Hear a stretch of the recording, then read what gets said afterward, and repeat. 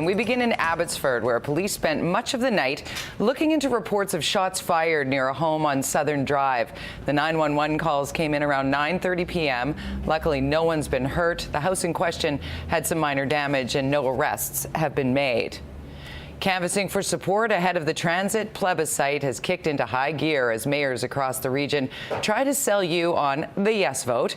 Greg Harper joins us live from Port Coquitlam this morning with more. Greg?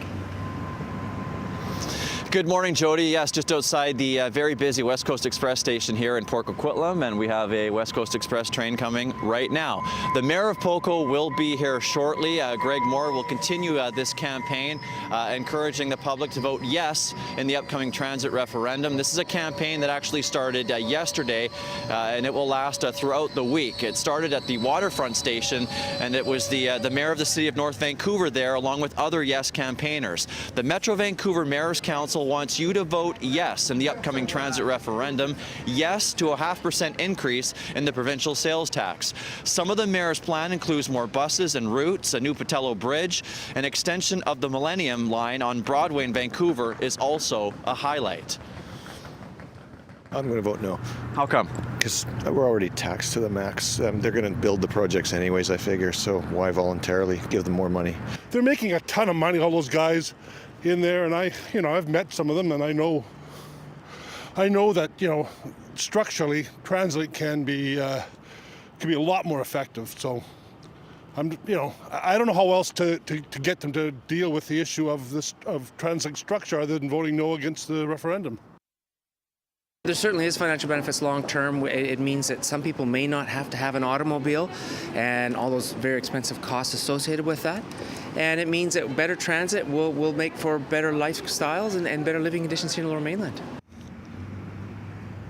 I've spoken to a lot of transit users here in Port Coquitlam this morning, and the vast majority are saying they will vote no, a couple undecided, and one person says they will vote yes. So the Mayor of Port Coquitlam will have his work cut out for him here this morning. You should be getting your ballots in the mail in a couple of weeks, by the way, and you have until May 29th to decide and then mail it back in. Jody? It's going to be an interesting couple months. Thanks so much. Greg Harper reporting live this morning from Port Coquitlam.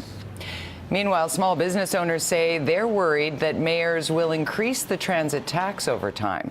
A survey from the Canadian Federation for Independent Business shows a majority think the 0.5 rate will go up. Another 69% also say the new tax will be harmful to their business.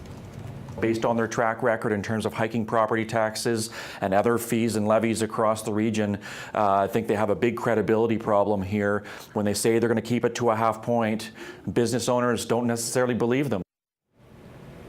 Slow drivers who clog up the fast lane on BC highways could soon face some stiffer penalties if the Transportation Minister has his way. Todd Stone says he will introduce a bill this spring. It could boost police powers so they can go after drivers who back up traffic and cause commuter headaches by driving slowly in the passing lane. A notorious sex offender is back behind bars south of the border, accused of another terrible crime. Michael Stanley has been arrested in Seattle. He is accused of sexually assaulting a 69-year-old woman. The 49-year-old has a long criminal history. In 2013, he was being electronically monitored in Edmonton when he cut off his ankle bracelet and left the city. He eventually entered Washington from BC.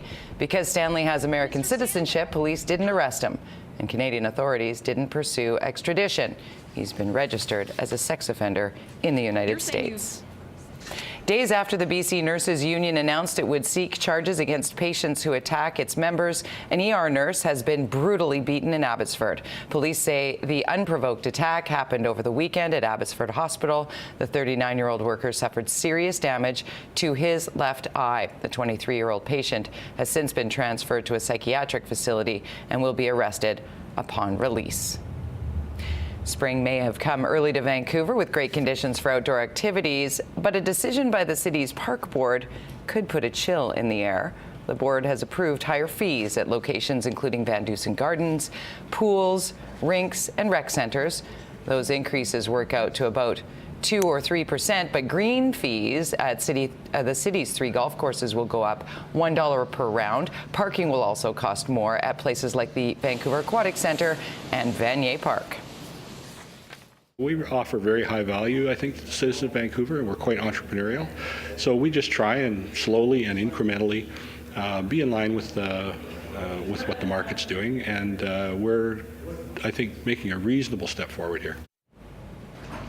The new fee structure at Vancouver Parks and Rec facilities take effect April 1st.